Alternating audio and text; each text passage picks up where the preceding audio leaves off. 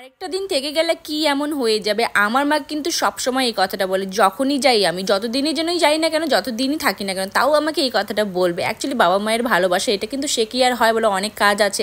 বাবার সাথে দেখা করতে গিয়েছিলাম, আর আমার বাবা দেখতেই পারছো শরীর ভালো নেই, তবু আমাকে যখন দেখবে যে আমি কিছু কাজ করছি, একটু না একটু খুঁটিনাটি হেল্প করবেই করবে। আমারও হেল্প করে দেয়, বাড়িতে বৌদি থাকলে তারও হেল্প করে দেয়। একেই বলে বাবার ভালোবাসা। মেয়েকে একা একা কাজ করতে দেখতে পারে না।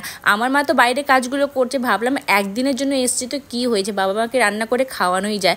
আর বাবা মা কিন্তু আমার হাতে রান্না ভীষণ ভালোবাসে, আর আমারও ভালো লাগে রান্না করতে, তোমরা সবাই জানো। তো ভাবলাম আজকে রান্নাটা আমি করি।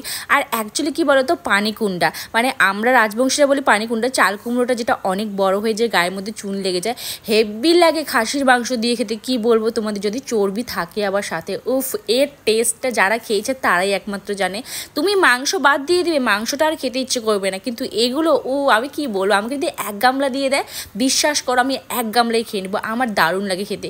কেউ কেউ পছন্দ করে, কেউ কেউ পছন্দ করে না। হ্যাঁ, একটু একটু টক টক লাগে, কিন্তু সেই টক ভাবটাই কিন্তু বেশি টেস্টি লাগে। তো মা বললো আজকে আমি কিছু করবো না, সবটাই তুই রান্না করবি। মার সাথে গল্প করছিলাম, দেখি কাটাকাটিও হয়ে গেছে, আর অনেকটা সময় লেগেছে কাটতে। অর্ধেকটা কিন্তু আমি নিয়ে এসেছি, অনেকগুলোই বাড়িতে হয়েছিল, কিন্তু ওই যে পোকা কামড় দিয়ে দেয়, সব কিছু নষ্ট হয়ে যায়। তো একটা রেখে দিয়েছিল, বলে তুই যখন আসবি তখন খাবো। তো আজকে আমি ভাবলাম যে আজকেই খেয়ে নিই, যেহেতু আমি বাড়ি চলে যাব। তো আমি রান্না বসিয়ে দিয়েছি। এইদিকে আকাশ কিন্তু খুবই অন্ধকার করেছে, আমাদেরকে বাড়ি যেতে হবে। বর কিন্তু এমনিতে তাড়াহুড়ো লাগিয়ে দিয়েছে, বলে তাড়াতাড়ি করো তাড়াতাড়ি করো, মুখের ঘরের কথা বলো, রান্না কি একবারে হয়, টাইম তো লাগে।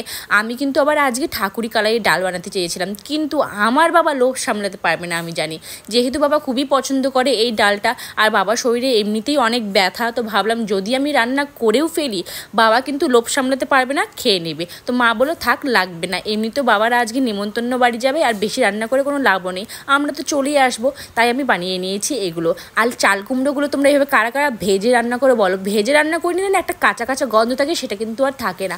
তো খাসির মাংস দিয়েই রান্না করে বানিয়েছি ভাই। অনেকেই আমাকে কমেন্টে বলেছিল দিদি খাসির মাংস দিয়ে কিন্তু হেভি হয় খেতে। হ্যাঁ ভাই জানি, খাসির মাংস দিয়েই তো এটা টেস্টি লাগে।